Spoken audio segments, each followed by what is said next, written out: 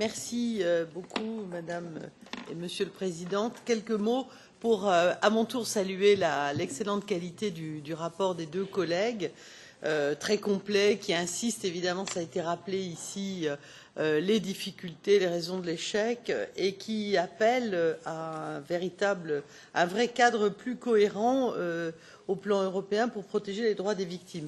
Pour ma part, j'étais rapporteure en 2010 sur cet instrument européen de protection et on s'était battu pour avoir un instrument concret, un instrument utile, un instrument logique qui permettait, au fond, au-delà de l'objet même donc de l'ordre européen de protection pour les victimes, le plus souvent des femmes, d'incarner ce qu'est l'Europe, c'est-à-dire d'instaurer une sorte de suivi juridictionnel de protection d'une personne qui donc passe dans un autre État membre. C'était vraiment de l'essence de l'Europe.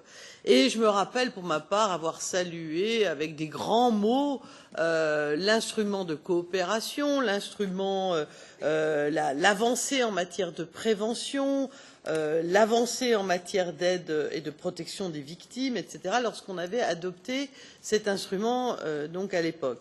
Et moi, pour ma part, je suis carrément effarée et triste, au fond, de voir qu'il y a seulement 7 ordres européens de protection qui ont été émis. J'arrive pas à y croire. La diversité, c'est sûr, des législations nationales apporte des éléments de réponse pour cet échec.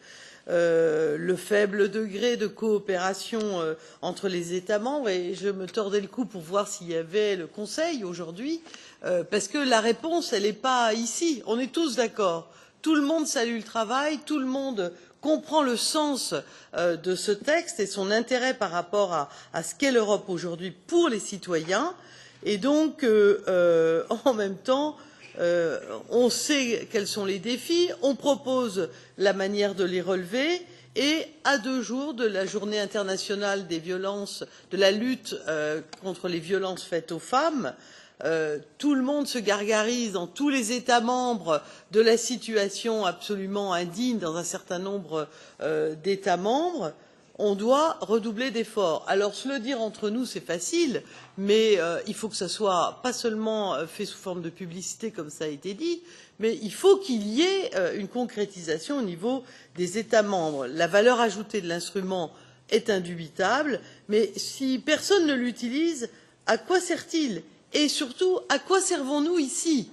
À quoi servons-nous au plan des institutions si on débat pendant des mois pour la création d'instruments qui ne servent à rien? Donc mon observation, mon coup de gueule n'apporte pas de réponse, d'autant plus que tous ceux qui pourraient être des éléments d'écho ne sont pas là aujourd'hui. Mais la réponse n'est pas ici. Nous sommes tous convaincus de l'utilité de l'instrument. Il faut qu'il soit mis en œuvre et qu'il aboutisse à des réponses à l'égard de la protection des victimes. Merci.